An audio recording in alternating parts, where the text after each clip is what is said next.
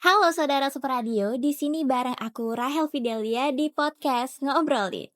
Kali ini Rahel bakal ngobrolin di dunia perlombaan. Yang pasti bukan cuma juara aja nih yang Rahel bahas, tapi juga proses dan perjalanan di baliknya. Rahel kedatangan dua anak yang berprestasi. Yang satu aktif di lomba berbasis ide dan kreativitas, yang satu lagi aktif di lomba PNR, kesehatan, dan jurnalistik. Gak usah lama-lama, tapi sebelum itu jangan lupa di like, komen, dan subscribe. Halo saudara Spadio, di sebelah Rahel udah ada adik-adik gemas cantik berprestasi, Masya Amin. Allah. Mungkin sebelum kita lanjut tanya-tanya, boleh kali dikenalin dulu dari mana, sekolah mana, semuanya deh. Oke. Perkenalkan, nama aku Aisyah Idia Inara, akrab dipanggil Inara dari SMP Negeri 3 Surabaya dan aku baru duduk di kelas 7 SMP. Oke, perkenalkan saya Faira Kania Azhara, kerap disapa Kania juga. Saya merupakan salah satu siswi aktif yang sedang menduduki di bangku kelas 8. Kelas 8, berarti beda setahun ya? Iya, beda Kita setahun beda ya. setahun. Inaya dan Inara. Inara, maaf. Inara dan Kania. Kania. Oke. Kalian ini kan aktif di perlombaan ya, semuanya deh. Nah, aku mau nanya nih. Lomba itu awalnya hadir sebagai apa sih? Dan itu cuma kegiatan tambahan atau dari awal emang sudah jadi kegiatan yang cukup serius buat kalian? Kalau menurut kita sendiri, lomba itu merupakan salah satu hal yang cukup serius karena itu bisa dijadikan sebuah Pengalaman portofolio, juga. pengalaman, ataupun bisa juga dijadikan bahan untuk nanti ke jenjang berikutnya, contohnya jenjang SMA Iya. ataupun kuliah nanti juga bisa Iya. terpakai seperti itu. Iya. Kalau menurut Inara? Ya sama Kak, soalnya lomba ini serius bukan karena oh lomba biasa menang atau kalah terserah lah. Tapi lomba ini juga meskipun menang atau kalah itu juga bisa jadi pengalaman buat kita. Tapi aku mau nanya nih, kalian pernah grogi gak sih atau deg-degan gitu sebelum mau tampil atau apa? Itu Pastinya mungkin pertama terjadi di kali awal-awal ya ya. Kak. Kalau misalnya udah kebiasaan lomba dan lombanya itu kan kadang-kadang bidangnya sama ataupun kadang ganti-ganti bidang. Tapi tetap aja sih Kak, kalau misalnya kita enjoy, kita suka buat ikut lomba itu, pastinya kita udah nggak akan grogi-grogi lagi sih. Ada nggak cara tersendiri buat biar gak deg-degan gitu? Kalau biar nggak deg-degan itu sendiri, yang pertama kita harus percaya diri dulu nih. Percaya Kita diri, harus oke. berani juga, kita harus percaya diri kalau aku tuh bisa, makanya aku harus ikut lomba ini, makanya aku bisa ikut lomba ini. Jadi pada akhirnya itu harus diperjuangkan dengan sendirinya gitu Kak. Mungkin kalau deg-degan itu mungkin di menit beberapa awal aja nih. Hal Kalau wajar, Kak. iya, itu adalah hal yang sangat wajar kalau demam panggung itu, tapi nanti lama-lama juga terbiasa juga. Berarti harus tanemin ini ya, percaya Prinsip, diri. iya, prinsip Iya, dari percaya diri. benar. Nah, aku boleh diceritain singkat gak sih lomba pertama apa yang kalian ikuti dan apa yang bikin kalian akhirnya terus lanjut ikut lomba sampai sekarang? Kalau dari aku sendiri untuk lomba yang pertama kali diikutkan di masa SMP ini, pertama kali itu lomba konten video kreatif. Jadi pada saat saya masuk bulan pertama menduduki kelas 7 itu saya sudah mengikuti salah satu lomba yang diikutkan oleh guru saya. Saya sudah diberikan kepercayaan, namun pada tahun 2024 itu saya kan gagal di lomba itu. Namun saya nggak berhenti sampai di situ aja. Saya tetap memperjuangkan lomba itu di tahun berikutnya, alias di tahun 2025 kemarin. Jadi saya mendevelop dan juga mengupdate skill editing saya sampai akhirnya bisa mendapatkan juara itu. Tentunya, nah ini juaranya ini Kak, pialanya nih. Ya. Kalau Kalau aku sendiri itu lomba pertamanya itu pas SD ya Kak. Jadi pas SD itu aku udah mulai ikut-ikut lomba, terutama aku ikut lomba PMR itu di bidang kayak presentasi ya. Kayak pokoknya sesuai aku sendiri Kak ya. Soalnya jiwa aku sendiri itu emang udah presentasi banget gitu Iya. Kak. Dan alhamdulillahnya pertama kali lomba itu udah langsung dapet juara 2. keren. Nah kan ya tadi aku sempat penasaran nih sama kamu. Tadi kan kamu sempat bilang sempat tidak berhasil ya. Tidak Nah, berhasil di tahun pertama. yang pasti Kania ini dong drop. Nah, gimana Iya, pasti. cara ngebangkitin Kania sendiri itu? Yang pertama kita harus memiliki prinsip dalam diri kita kalau kegagalan itu bukan akhir dari segalanya. Kegagalan itu adalah salah satu proses dan juga pengalaman yang memang sudah terjadi di hidup kita. Itu akan terus terjadi dimanapun kita berada. Kita mau nyoba apapun pasti ada gagalnya dulu, pasti ada turunnya dulu. Tapi dari hal itu kan kita bisa belajar nih. Aku gagalnya di bagian mana sih biar nanti Kunci kesuksesan. ya biar nanti di kesempatan berikutnya kita bisa mencoba dengan skill-skill baru yang sudah kita update dari hal-hal yang gagal sebelumnya. Seperti Menarik. itu. Kalau dilihat di belakang ya, Inara dan Kania.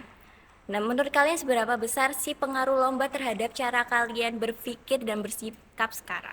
Kalau misalnya aku sendiri ya Kak, aku mandang lomba itu kan emang jadi pengalaman sih Kak. Terus habis itu lomba itu emang biasa menang kalah, dan dari kalahnya itu aku itu sikap aku sendiri tuh kayak aku bisa belajar lebih dalam tentang lomba itu sendiri dan bisa nyobain lebih sendiri, nyobain di tahun depannya lagi biar kayak kalau misalnya tahun ini gagal, aku nyari tahu dulu nih aku gagalnya gara-gara apa, dan tahun depannya lagi aku berusaha menutupi atau memperbaiki kegagalan-kegagalan itu Kak. Jadi kayak kalau sikap yang bisa aku dapatkan dari kegagalan-kegagalan itu, kayak aku lebih bisa belajar ikhlas juga, sama aku bisa belajar untuk memperbaiki skill-skill aku yang kurang-kurang di tahun-tahun berikut sebelumnya maksudnya. Iya. Kalau menurut Kania? Boleh diulangin Kak pertanyaannya biar Oke, bisa jadi mikir lagi. kalau menurut kalian nih seberapa besar sih pengaruh lomba terhadap cara kalian berpikir dan bersikap sampai sekarang? Kalau pengaruh lomba dalam cara kita berpikir dan juga bersikap itu pastinya sangat terlihat ataupun sangat menonjol ketika kita sudah mengikuti beberapa cabang lomba. Contoh kita coba bahas dari sisi cara kita berpikir dulu nih Kak. Iya. Kalau seumpama saya mengikuti lomba suatu penelitian di tingkat SMP, yang tentunya itu adalah salah satu hal yang baru buat saya nih. Jadi saya harus berpikir bagaimana caranya inovasi yang saya buat ini bisa membuat juri itu terlena juga gitu Kak. Jadi juri itu tertarik dengan inovasi yang tim saya buat. Jadi itu adalah salah satu pemikiran yang sampai saat ini saya bawa, yaitu yang pertama kita harus tetap kreatif dan kita nggak berhenti untuk mencari inovasi-inovasi baru seperti itu. Untuk cara bersikap sendiri kalau di lomba itu kan biasanya ada penilaian cara kita bersikap ya Kak. Nah itu salah satunya juga dinilai dan itu juga terbawa juga di kehidupan sehari-hari seperti itu. Berarti sebenarnya kita mau ngikutin semua lomba itu yang harus kita siapin mental nggak sih guys? Iya. Iya harus siapinnya mental. Kalau kalau kita sendiri itu kalau udah ikut lomba kita harus siap menang ataupun kalah. Setelah Iya. pokoknya kalau misalnya emang takdirnya kalah, yang penting tuh Kita jangan coba down lagi. aja Oke, deh. baik. Nah, tapi Rel lihat-lihat di sini tuh ada sertifikat banyak Iya. ya. Mungkin boleh nih ditunjukin di kamera satu persatu aja. Sambil dijelasin gitu ya Iya. Kak? Oke, jadi beberapa ini kita Dari yang lagi bawa bareng. ini. Kita lomba bareng satu tim itu dapat gold medal di event dari Universitas Toronto di Kanada. Itu kayak membuat inovasi baru gitu Kak. Jadi di sini kita tuh membuat tentang kayak pot organik gitu Kak dari bahan-bahan bekas gitu. Jadi kita di sini ambil bidangnya itu di bidang lingkungan yang Iya. dimana kita memanfaatkan serabut kelapa yang tidak dipakai di Indonesia alias terbuang. Jadi jadinya kan dia kan limbah sampah yang tidak terpakai. Jadi untuk inovasi ini kita manfaatkan. Nah terus ini Dari lomba ya, ini kita dapat kayak sertifikat eksklusif, yaitu kayak sertifikat yang kita dapatkan karena kita ini membuat inovasi terbaru sama kayak terkreatif gitu loh Kak. Terus kalau saya sendiri ini ada sertifikat dari bisnis plan tingkat Jawa Timur juga. Jadi di bisnis plan ini saya membuat sebuah bisnis yang pastinya ada latar belakangnya Kak. Kenapa saya membuat bisnis plan ini? Nah pada saat itu latar belakangnya di mana banyak sekali anak-anak di Indonesia yang kurang fasih berbahasa Inggris. Jadi saya membuat aplikasi yang tentunya memakai coding-codingan gitu Kak. iya, Gitu. iya. Jadi itu adalah salah satu inovasi yang saya dan tim saya buat. Gitu. Lanjut. Terus lanjut, ini aku mendapatkan juara 3 di International Islamic School Robotic. Jadi di sini aku tuh membuat kayak nada dering ya, bisa dianggo nada dering ataupun lonceng. Jadi ini tuh kayak kita tuh mengukur kayak di tanaman kita itu kira-kira tuh masih ada airnya atau enggak. Kalau misalnya airnya emang udah kurang, bakalan ada kayak nada dering ataupun bel yang bisa bunyi untuk kita menyiram lagi. Pokoknya sampai kadar airnya tuh cukup buat si tanaman itu. Wah, keren banget, Masya Allah. Lagi. Oke, ini juga ada sertifikat lomba konten kreator yang dimana lomba ini tingkat kota Surabaya ditandatangani oleh wakil kota juga langsung, dan di lomba ini saya menjelaskan atau memberikan edukasi digital terkait kekurangan gizi dan juga brain rot. Jadi kan brain rot kan emang lagi marak-maraknya Iya, ya Kak benar-benar. sekarang. Jadi saya mengemas edukasinya itu dalam bentuk video yang disampaikan secara menarik dan pastinya informatif juga dan komunikatif. Gitu. Terus lanjut, ini aku Les ya. mendapatkan juara 3 latihan gabungan. Terus di sini aku tingkat SMP Negeri Sederajat. Itu aku menjelaskan tentang kebersihan ataupun kesehatan gitu Kak. Oke. Itu untuk beberapa Iya, prestasi. Kak. Kalau yang di depan itu piala apa? Mungkin boleh diceritain. Kalau di depan ini adalah piala pertama saya di lomba konten kreator di tahun kedua setelah saya gagal di tahun sebelumnya. Ini langsung juara satu nih Kak, alhamdulillah. Jadi Alhamdulillah, keren banget. skillnya di-update gitu. Singkatnya untuk seperti Kalau yang ini saya mendapatkan juara 3 dan ini lomba internasionalku yang ketiga juga. Udah pas banget ya Kak, internasional yang ketiga juga juara 3. Jadi ya alhamdulillah dapatnya juara 3 dan ini aku lumayan bangga sih Kak, soalnya pas di sini tuh aku ngikutinnya tuh yang senior. Kalau yang senior ini tuh kayak tingkat SMA SMA gitu. gitu ya. Heeh. Dan yang pastinya bikin bangganya tuh internasional ketemu sama beberapa negara di Asia gitu. Berarti kalian berdua ini belajar coding dong ya? Apa gimana? kita punya karakter dan juga minat yang berbeda-beda Kak. Kalau tentang dunia digital itu lebih ke Kania, kalau lebih ke public speaking itu Tidak lebih aku ke Inara. Cuma kalau misalnya coding dia ini emang udah kayak pro banget kan menurutku ya Kak. Kalau aku ini coding itu udah dapetin beasiswa pelatihan coding ruang guru selama 1 tahun dan ini lagi Keren, jalan sih Kak. keren. Nah, setahu aku kan kalian ini juga ikut organisasi ya. Iya. Kalian juga lomba, belajar coding dan lain-lain gitu. Gimana cara kalian memanage waktu kalian yang mungkin bisa dibilang sesibuk itu? Kalau manage waktu itu bisa dilakukan seperti to-do list setiap minggunya. Oke. Jadi setiap minggu itu akan diupdate terus-menerus. Jadi sebenarnya apa sih kegunaan dari to-do list ini? Itu salah satunya adalah untuk memudahkan kita pada saat kita udah hampir kena deadline nih. Jadi kita udah tahu nih apa yang harus kita kerjakan terlebih dahulu. Pastinya ada skala prioritasnya juga. Lalu yang kedua untuk menghindari jadwal yang bertabrakan. Contoh nih, seumpama kita pengen ikut lomba A, tapi ada pertemuan organisasi B. Iya. Nah, ini kan nabrak nih, nah mana nih yang harus kita prioritasin seperti itu. Kalau aku sendiri juga sama Kak, pastinya buat to do list yang update setiap minggu sama kalau misalnya emang udah kayak misal ada tugas mendesak nih ya sama-sama nabrak nih jadi itu kita tuh milihnya tuh kayak aku tuh skala prioritasnya kayak mendesak tapi penting atau mendesak tapi tidak penting jadi kayak dibuat skala prioritas aja Oh, sih. keren. Itu mungkin bisa buat aku juga sih. Terima Iya, kasih ya. Aku mau nanya nih buat Kania dulu ya mungkin. Kania ini kan dikenal aktif di lomba banyak yang main ide, kreativitas Iya. dan penyampaian pesan ya kan. Dari semua lomba yang pernah kamu ikuti mulai dari business plan, jurnalistik sampai video kreatif, lomba mana sih yang pertama kali bikin Kania ngerasa, "Oh, ini kayaknya aku cocok deh di dunia ini." Tentunya tuh di lomba sinematografi Kak, itu mencakup Ah, perfilman iya, dan iya. juga video kreatif. Nah, yang dimana di kedua lomba ini menggabungkan dua minat saya di dalam bidang menulis, editing juga. Jadi di dalam lomba itu saya nggak cuma belajar satu hal terkait ya udah video ya video aja, tapi harus ada maknanya Kak, biar orang-orang yang nonton itu mendapatkan benefit juga dari hal-hal apa yang mereka tonton dari video saya gitu. Ya, setahu Rahel juga, Kania pernah bikin video film pendek gak sih? Iya, pernah, Ya, pernah. apa judulnya tuh? Boleh diceritain? Kalau untuk beberapa judulnya itu ada yang pertama yang paling terbaru ini adalah lomba yang berjudul Nanti Saja.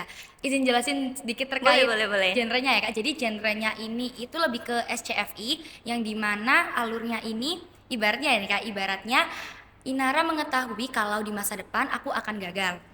Namun Inara kembali ke masa lalu demi memperbaiki masa depan aku seperti itu. Jadi dia tuh perjalanan waktu dan alhamdulillah lomba yang saya ikutin ini mendapatkan juara satu dan baru diumumkan juaranya tuh kemarin Kak. Oh, Tuh. congrats ya. Dan selain itu juga pernah produksi film yang berjudul Langkah Pertama. Itu menjelaskan terkait perjuangan seorang anak yang disabilitas. Yang disabilitas itu kan mungkin susah ya Kak untuk Iya, meraih iya, mimpinya. bener-bener. Tapi dengan adanya support di sekitarnya dia bisa menjadi lebih berani dan juga lebih percaya diri untuk meraih mimpinya itu. Seperti itu. Jadi di sana Kania jadi sutradara nggak sih? Iya, jadi Ah, sutradara keren juga banget. pernah, writer scripting juga pernah. Nah, kalau ngomongin lomba-lomba berbasis ide nih ya, Kania ya. Biasanya tantangannya bukan cuma di teknis gak sih, tapi juga gimana cara kita berpikir. Dari lomba-lomba itu mana sih yang menurut Kania paling nguras pikiran dan kenapa? Lomba-lomba yang pernah saya ikutin. Menurut saya itu lebih ke bisnis plan dan juga penelitian, yang dimana ini kan dia kan kita harus cari latar belakang yang Ya, ya, relevan ya. dan juga yang memang lagi ngehits atau ngetren di sekitar kita. Nah itu menurut saya yang paling susah dan tricky juga ya Kak, karena kalau Iya. kita salah langkah dikit ya penelitiannya sudah salah gitu Kak, otomatis kalah juga. Jadi kalau saya ikut lomba penelitian ataupun bisnis plan itu harus benar-benar berpikir secara lebih dan pastinya kita mencari ide-ide lewat media sosial seperti membaca jurnal, mencari penelitian-penelitian dari mahasiswa atau mahasiswi di Indonesia, itu juga bisa menjadikan kita inspirasinya. Nah, Kania kan juga pernah ikut lomba sampai level nasional dan internasional tadi kan. Yang pasti persaingannya kan beda Ya sama beda yang Kak. biasa-biasanya. Nah, waktu kamu ikut lomba di level paling besar, apa perbedaan yang paling kerasa dibanding lomba tingkat sekolah atau kota? Kalau menurut saya perbandingan yang paling terasa itu bagaimana juri menilai kita. Karena menurut saya semakin tinggi level lombanya semakin susah kita untuk kayak ya semakin susah kita untuk membuat juri itu tertarik kepada kita, pasti tricky banget dan kita membutuhkan ciri khas dari dalam diri kita gitu Kak. Jadi hal yang pertama yang pasti kita lakukan ada yang pertama kita harus mengetahui ciri khas diri kita sendiri dulu biar pada saat kita membawakan suatu lomba ataupun suatu suara seperti ini, juri bisa mengenal kita lebih dekat karena juri udah tahu, oh ternyata anak ini ciri khasnya di sini seperti itu. Jadi itu adalah salah satu trik yang saya gunakan juga. Keren. Nah, sekarang kita bakal tanya-tanya ke Aisyah. Nah, kalau dilihat dari CV kamu ya Aisyah ya, kan banyak yang lomba kamu ikutin nih, itu bersentuhan langsung sama orang. Mm-mm. Dari semua lomba PME dan jurnalistik yang kamu ikuti, lomba mana yang paling berkesan buat kamu secara pribadi? Kalau menurut aku yang paling berkesan yaitu baru-baru aja September kemarin, yaitu lomba di Jumbara Palang Merah Remaja tingkat Provinsi Hmm, Jawa Timur yang mewakili Surabaya tentunya. Karena menurut aku aku seminggu di sana dan bener-bener latihannya juga lumayan berusaha banget ya Kak, lumayan kerja keras banget. Dan dari situ udah sama aku, sama kelompok-kelompokku, sama kontingenku, kenapa berkesan karena aku bisa menemukan rasa keluarga yang sebenarnya gitu Kak. Jadi kayak kekeluargaannya benar-benar kebentuk banget di situ. Nah, setahu aku kan lomba BMR tuh nggak cuma soal teori ya Aisyah ya, tapi juga aksi. Menurut Aisyah sendiri nih, apa tantangan terbesar Aisyah waktu ikut lomba PMR atau kesehatan dibanding lomba-lomba lain?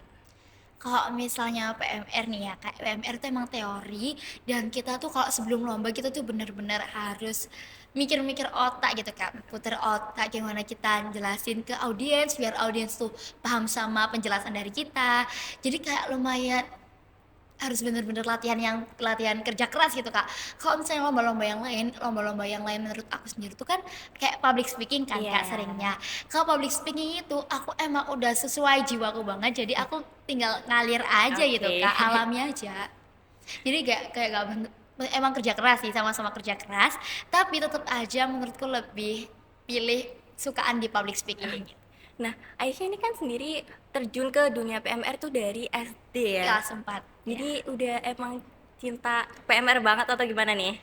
Cinta PMR karena lomba pertama aku emang di SD lomba PMR, Oh, terus habis itu lomba yang bikin aku ngerasa adanya keluarga di teman-teman itu juga dari lomba PMR, yang paling berkesan juga di lomba PMR. Jadi bener-bener kayak mungkin dibilang lah ya setengah jiwaku ada di PMR. kalau setengah jiwanya kannya di mana nih? Di bagian dunia digital dong Oke. Kak pastinya. Nah, Aisyah sendiri kan juga pernah nih sama kayak Kakak Nia ya, pernah ikut lomba di tingkat nasional dan internasional. Nah, sama aja pertanyaannya. Waktu Aisyah di level yang lebih besar itu, tekanan apa sih yang paling Aisyah rasain? Karena internasional ya Kak, kalau internasional itu pastinya jurinya itu emang nggak dari Indonesia. Iya. Jadi kalau misalnya penelitian-penelitian kayak gini tuh, pastinya tuh beda nggak sih Kak, kalau misalnya permasalahan lingkungan yang Indonesia alami sama permasalahan lingkungan yang juri-juri di sana alami. Iya. Jadi kita tuh juga harus mikir otak dan kita juga nggak lihat jurnal-jurnal yang ada di Indonesia, tapi juga pastinya lihat jurnal-jurnal ataupun kayak penelitian-penelitian yang ada di tingkat internasional juga Kak, biar kita tuh kayak tahu kalau di Indonesia tuh ada permasalahan lingkungan ini, kalau di internasional tuh ada apa ya, jadi kita bandingin keduanya gitu Kak. Jadi kalau misalnya di Indonesia juga banyak kayak serabut kelapa dan di internasional kebetulan juga ada nih Kak. Jadi Wah, akhirnya kita membuat gitu. keren banget. Nah, boleh nggak sih kasih kan kalian nih sama-sama bisa public speaking Iya. dong. Boleh mungkin kasih tips and trick lah public Buat speaking. public speaking. Iya. Dari siapa dulu nih Kak?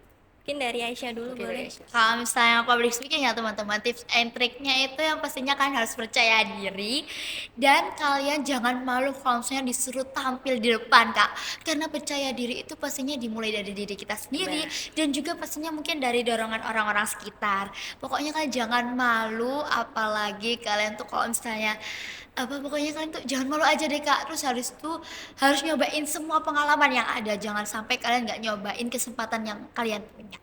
Kalau dari Kania? Kalau dari saya sendiri, tips and trick bagaimana public speaking kalian tuh bisa bagus. Yang pertama harus berani. Kita harus memiliki prinsip kalau apapun yang kita lakukan di dunia ini kita tuh harus berani gitu loh Kak. Karena kalau kita nggak berani kita nggak akan maju dan kapan kita untuk mencoba hal-hal tersebut. Dan selain itu public speaking itu kalau seumpama teman-teman di sini pada malu-malu nih, itu bisa diasah. Contohnya kalau dulu pertama kali saya belajar cara berbicara dengan yang baik dan benar gitu kan Kak. Yang pertama saya tuh ngobrol dengan diri saya sendiri di depan cermin. iya. Jadi saya berbicara sendiri, jawab sendiri, berbicara sendiri, jawab sendiri. Itu menurut saya salah satu hal yang sangat berpengaruh dan juga efisien juga karena semakin kita cepat berlatih, semakin kita cepat untuk bisa mendapatkan hal yang kita inginkan, contohnya public speaking itu. Ini pertanyaan buat kalian berdua ya.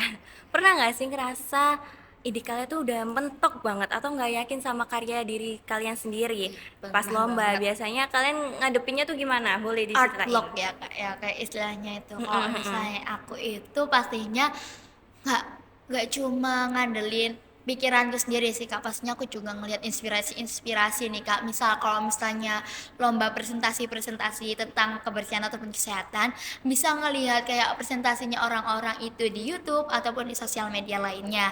Jadi kalau misalnya masih ada sosial media yang bisa kalian punya, kenapa kalian nggak cobain cari-cari yang ada di sana dulu? Kalau dari saya sendiri, kalau pada saat kita udah kehabisan ide nih apa yang harus kita lakukan, yang pertama jangan dipaksain dulu. Oke. Yang pasti kita harus menenangkan pikiran kita dulu, kita harus mengosongkan pikiran sampai Biar gak akhirnya burn out ya. iya biar gak burn out Kak. Karena kalau kita udah burn out kita udah nggak bisa ngapa-ngapain Benar. lagi. Yang pertama kalian bisa ngelakuin yang namanya self healing, terserah apapun yang kita suka gitu Kak. Nanti kalau seumpama pikiran kita udah mulai tenang, pasti ide itu akan muncul Muncul perlahan-lahan. Nah, dari ide-ide dasar itu bisa kita kembangkan dengan kreativitas dan juga imajinasi kita seperti itu. Kalau masih merasa belum cukup, tentunya bisa melihat inspirasi dari Sosial orang-orang lain ataupun dari sosial media. Kalian punya role model nggak sih? Punya Punya, dong, Kak. siapa dong? Punya Dong, Kayaknya Kak. kita sama nih Kak. Iya. Fania Winola. Iya, Fania Winola tentunya Kak. Soalnya dia tuh benar-benar menurutku dia tuh benar-benar gimana ya Kak, berprestasi banget. Apalagi kan kita kan udah membaca novelnya nih ya Iya, Kak. oh. Dari latar belakangnya yang seperti itu tapi dia tetap bisa berdiri kayak seperti ini Kak. Wah, keren banget sih Kak Fania itu. Dan selain itu, Fania itu kan juga salah satu siswi yang aktif, tapi nilai rapotnya masih bagus banget kan Iya. Kak. Itu menjadi salah satu inspirasi saya untuk ya kalau kamu lomba nilaimu harus juga sepadan Iya. seperti itu. Pokoknya harus seimbang antara akademik sama non akademiknya. Oke, terakhir nih ya. Kalau kalian menggambarkan perjalanan lomba kalian sejauh ini, cuma dalam satu kata apa deh yang paling pas? Satu kata ya Kak. Iya. Buat perjalanan lomba. Apa ya? Boleh kamu dulu aja. Apa ya? Kalau misalnya perjalanan, yang penting ini dua kata sih Kak. Gak apa-apa deh, gak apa-apa deh. Kata nih nego. Pantang menyerah. Pantang menyerah nih saudara. Kalau kan ya? Berani. Berani. Oke, makasih banyak ya udah datang dan ngobrol bareng Rahel hari ini. Obrolannya bener-bener seru dan semoga bisa menjadi motivasi buat anak muda di luar sana. Dan buat saudara Subradio, jangan lupa like, comment, dan subscribe, nyalain lonceng notifikasinya. Dan sampai ketemu di episode selanjutnya. Salam Merdeka!